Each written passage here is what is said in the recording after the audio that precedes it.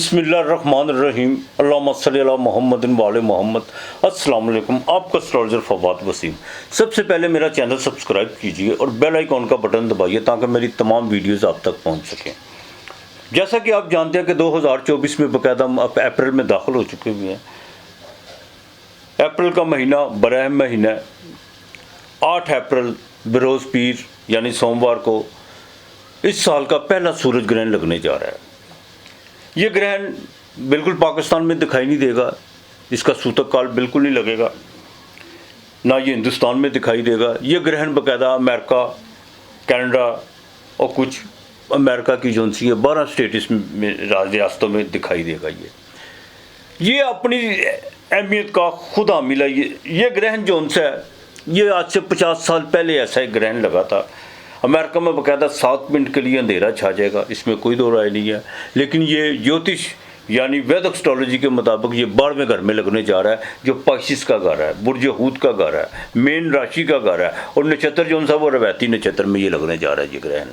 इसका जो पाकिस्तान का जो दौरानिया टाइम होगा वो बाकायदा 8:45 से लेकर रात 1 बजे तक इसका टाइम होगा, लेकिन यहाँ पे दिखाई नहीं देगा, इसलिए यहाँ पर इसके असरात कम होंगे। लेकिन ये बात नहीं है कि इसके असरात कम वो जो जिनके 12 हाउस यानी 12 राशियों वालों को किसी को इसका जो सा पॉजिटिव रिजल्ट मिलेंगे, किसी को नेगेटिव रिजल्ट मिलेंगे, वो मैं आगे चल के आपको बाकायदा बताता हूँ। अब इस ग्रहण लगने से एक तो बाकायदा जो सा जंगी माहौल जो सा दुनिया में पैदा होगा। अमेरिका जो सा अपनी पॉलिसियों में बिल्कुल नाकाम होता हुआ नज़र आएगा। अमेरिका की जो बिग कंपनी है वो क्रैश होती हुई नज़र आएंगी इस ग्रहण। ये मेरी बात आप याद रखिएगा, बाकी करने वाली रब की ज़ात है। बारिशें बहुत ज़्यादा होंगी, सुनामी, दरियाओं में फ्लड वगैरह इस तरह की जो सी सूरत हाल से 2-4 बिल्कुल होना पड़ेगा। और यहाँ पर आपको एक बात बता दूँ कि महंगाई आगे से ज़्यादा बढ़ेगी, बेचैनी फैलेगी। 12वां घर जो सा होता है वो लिटिगेशन का घर होता है, 12वां घर जो सा होता है वो अखराजात का घर होता है। लोगों की जो सा बिल्कुल कंट्रोल से बाहर हो जाएंगी कुछ चीज़ें, जिसमें लोग बाकायदा एक बेचैनी अफरा तफरी तो अब भी है, लेकिन आगे ज़्यादा आपको देखने को मिलेगी। और यहाँ तक कि ये पंजाब हुकूमत के लिए भी बहुत ज़्यादा ये चुनौतियाँ खड़ी करेगा ये ग्रहण, बिल्कुल बहुत ज़्यादा चुनौतियाँ खड़ी करेगा।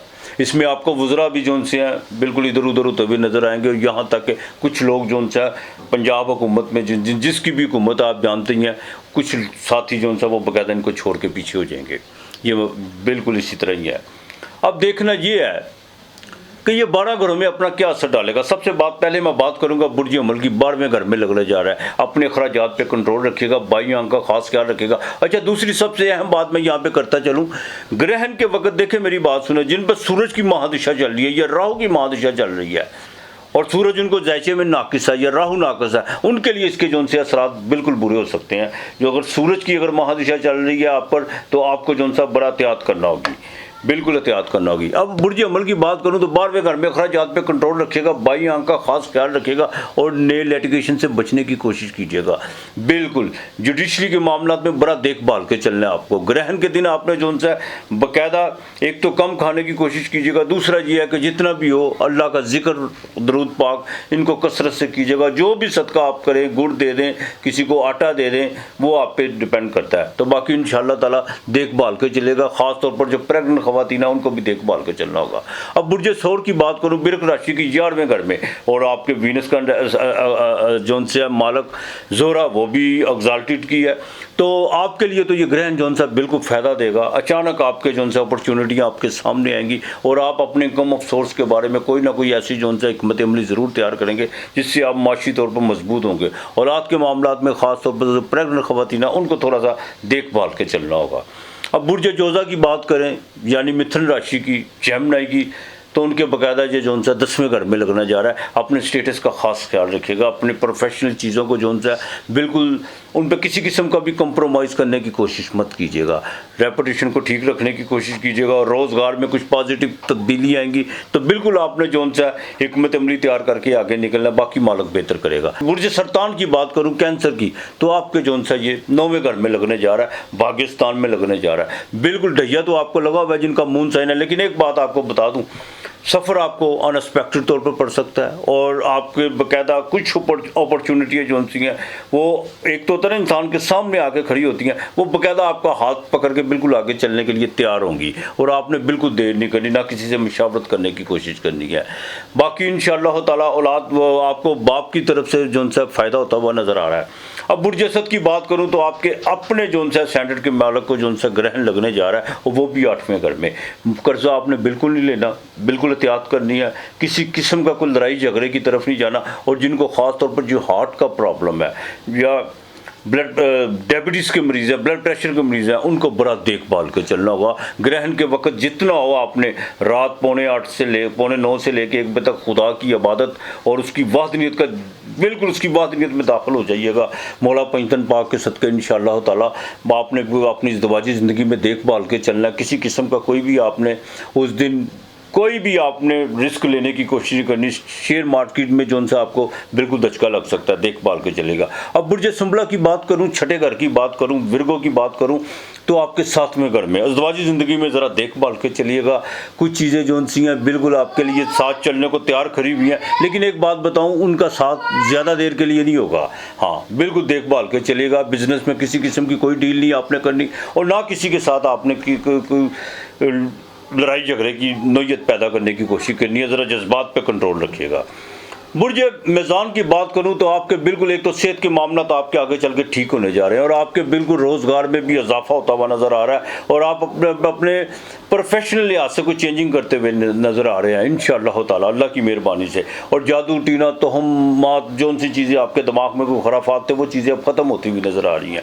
ये ग्रहण आपके लिए सूदमंद फ़ायदा होगा। अब बुर्ज अकरब यानी स्कॉर्पियो की बात करूँ, 8वें घर की बात करूँ तो आपके 5वें घर में प्रेग्नेंट ख़वातीन को जो सा बड़ा देखभाल के चलना होगा। दोस्तों के साथ किसी किस्म का भी जो उनसे आपने ना आजमाइश में डालना, ना खुद आजमाइश में पढ़ने की कोशिश करनी है। अलबत्ता शेयर मार्केट से आपको ज़रूर फ़ायदा हो सकता है, बैरून मुल्क का सफ़र पड़ सकता है और यहाँ तक कि आपके अपने जितने भी माली मामला आता है उनको दुरुस्त करने का बेहतरीन आपके पास मौका है। बिल्कुल आप इसमें देर मत कीजिएगा। बुर्ज कौस सैजिटेरियस 9वां घर धनु राशि आपके बकायदा 4थे घर में ये ग्रहण लगने जा रहा है। ज़मीन और जायदाद के हवाले से ज़रा देखभाल के चलिएगा। घर का माहौल बिल्कुल ठीक रखने की कोशिश कीजिएगा और अपने हार्ट के मामलात में किसी किस्म का आपको कोई घुटन महसूस हो या आपको कोई हल्का सा दर्द महसूस हो, डॉक्टर के साथ जो सा बिल्कुल आपका रब्ता करने की कोशिश कीजिएगा। कोई आपने कुछ देसी नुस्खा या किसी के कहने पर कोई आपने अमल नहीं करना, बिल्कुल नहीं करना। और वालिद के साथ ज़रा अपने ताल्लुकात बेहतर रखने की कोशिश कीजिएगा। हाँ, एक बात दूसरी, कुछ आपको बाकायदा कुछ लिटिगेशन के मामला तो आपको पड़ते हुए नज़र आ रहे हैं, इससे ज़रा अवॉइड करने की कोशिश कीजिएगा। और घर की चौखट में बाकायदा जो सा जूतियाँ जो सी उस दिन आपने पीर के दिन जिस दिन ग्रहण लगे जूतियों की जो सी तरतीब आपने जो भी जगह वहाँ पे रखनी है, जूते जो से वो बिखरे हुए ना हो, इस चीज़ का आपने खास ख्याल रखना है। अब बुर्ज जद्दी की बात करें तो आपको ये 3रे घर में लगने जा रहा है। बहन भाइयों के साथ ताल्लुकात बेहतर रखने की कोशिश कीजिएगा, लेकिन मेहनत तो ये ग्रहण आपसे करवाएगा, लेकिन उसका आपको समर बिल्कुल मिलेगा। और यहाँ पर एक आपके जितने भी social media, electronic media, print media से जो रिलेटेड काम है उनमें आपको बाकायदा कामयाबी हो सकती है। इंपोर्ट एक्सपोर्ट में आपको कामयाबी होती हुई नजर आएगी शेयर मार्केट से और आपको अचानक जो सा कुछ सफ़र पड़ सकता है वो सफ़र में आपको कामयाबी मिल सकती है। अब बुर्ज दलो यानी एक्वेरियस की बात करें तो 2रे घर में लगने जा रहा है। ज़रा अपने बाकायदा गले का ज़रा खास ख्याल रखिएगा, तुर चीज़ों से परहेज़ कीजिएगा। और जो बच्चे जो टीन एजेस जो गुटखा खाते हैं या तम्बाकू नोशी का इस्तेमाल करते हैं उनको जो सा बिल्कुल एहतियात करना होगी। और दूसरी सबसे अहम बात यह है कि अनएक्सपेक्टेड तौर पर पैसे आएंगे भी लेकिन खर्च भी होंगे आपसे। अपने अल्फाजों का चुनाव ज़रा सोच समझ के कीजिएगा, बाकी इंशाअल्लाह ताला बेहतर रहेगा। अचानक जो सा कुछ अपॉर्चुनिटी आपको भी मिलने जा रही है अल्लाह की मेहरबानी से। अब जो ज़ोडिएक का आखिरी हाउस है, 12वां घर है, पाइसिस का घर, मेन राशि, उसके घर में लगने जा रहा है रवैती नक्षत्र में। आपको जो सा बिल्कुल अपने जहन में जितने भी खराफात हैं उनको ख़त्म करने होंगे और ज़वाजी ज़िंदगी में देखभाल के चलिएगा। बिजनेस में किसी किस्म की कोई डील नहीं करनी और किसी से आपने कर्ज लेने की कोशिश नहीं करनी। और ख़ास तौर पर जिनको कोई दिमाग सोचते सोचते डूबने शुरू हो जाता है, अगर कोई दिमाग में कोई किसी किस्म का कोई आपको कोई ट्यूमर वगैरह है तो उसका आपने बिल्कुल जो सा कोई कुछ ऐसी निशानदेही अगर आप उस तरफ जा रही हैं तो उसका बाकायदा आपने चेकअप करवाना है, बिल्कुल आपने करवाना है। और दूसरी बात, सबसे जो अहम बात मैं आपसे करने जा रहा हूँ, बिल्कुल आपने तकब्बर, घमंड और अपनी ईगो, अपने अहंकार को जो सा नीचे रखने की, ख़त्म करने की कोशिश करनी है। ख़ास तौर पर पाइसिस वालों, आपने जो सा रात 8:45 बजे से लेके 1 बजे तक खुदा का जितना कलमा शरीफ हो, कुल शरीफ हो, खुदा की वादरी जितना सदका हो आपने देना है, ये आपने लाजमी करना है। बाकी मालिक इंशाअल्लाह ताला बेहतर करेगा। ये ग्रहण जौन सा है ये बाकायदा एक नुकसानदेह ग्रहण है, इसमें कोई दो राय नहीं है। लेकिन बहुत चीज़ें किसी के लिए फ़ायदा होती हैं, किसी के लिए नुकसान का बाइस होती हैं। अब देखना ये है, मैं आपको जो इसका उपाय बताने जा रहा हूँ, ठीक है, आप जो मर्जी दें, दाल दें, आप किसी को अल्लाह के नाम का जो मर्जी दें, लेकिन ये मैं आपको बात बताने जा रहा हूँ, ग्रहण के वक्त तमाम राशि वाले, तमाम ज़ोडियक वाले जिनके जो जो साइन है, रात 8:45 बजे के करीब आपने अपने आप को खाली कर देना है। जैसे कोई बर्तन को पानी का भरा उसको खाली कर देना, बिल्कुल अपने अंदर से तमाम जितनी भी पावर, अपनी एनर्जी है, जो नेगेटिव एनर्जी है, उसको निकाल के बाहर फेंकना है। किसी ने आपके साथ बुरा किया, किसी के साथ आपकी चपलिश चल रही है या कोई जो आपको नुकसान, आपने बिल्कुल खाली अपने आप को करना है, बिल्कुल खाली कर देना है अपने आप को। अपने अंदर सिर्फ प्यार के अलावा कोई चीज़ नहीं रखनी और आंखें बंद करके जो उनसे अपने मालिक की याद में बैठना कि तू ही तू है, तेरे सिवा कोई इबादत के लायक नहीं, तू लायक इबादत है। ये मेरे इमाम अली अलैहिस्सलाम का कौल है कि मैं तेरी इबादत इसलिए नहीं करता कि जन्नत मांगूँ तुझसे, मैं इसलिए करता हूँ कि मुझे दोज़ख का डर है। मैं तुम्हारी इबादत इसलिए मेरे रब करता हूँ कि तू लायक इबादत है। इसमें कोई दो राय नहीं है। बिल्कुल जो उसकी वादनीत में दाखिल हो गया उसने सब कुछ पा लिया। बिल्कुल आंखें बंद करके अपने मालों को याद करना है, 2-3 घंटे उसके लिए भी निकाल लो। और ये ख़ास तौर पर ग्रहण के वक्त, यहाँ पर एक बात बता दूँ, ग्रहण के वक्त हर गैर मरई जो कुव्वत होती है वो बेबस होती है, हर चीज़ बेबस हो जाती है इसमें आके। यहाँ तक कि शरीर भी इंसान का जो सा उसके अंदर जो, अब आपके ऊपर डिपेंड करता है कि आप अपने अंदर जो सी पॉजिटिव पावर जो सी है उसको उजागर करना है कि नेगेटिव को करना है। बल्कि तो मैं कहूँगा मोहब्बत मोहब्बत मोहब्बत का पैगाम जो सा वो सबसे अहम है। ये कीजिएगा इंशाअल्लाह ताला, ये कीजिएगा इंशाअल्लाह ताला, देखिएगा अल्लाह ताला कितनी मेहरबानी करता है।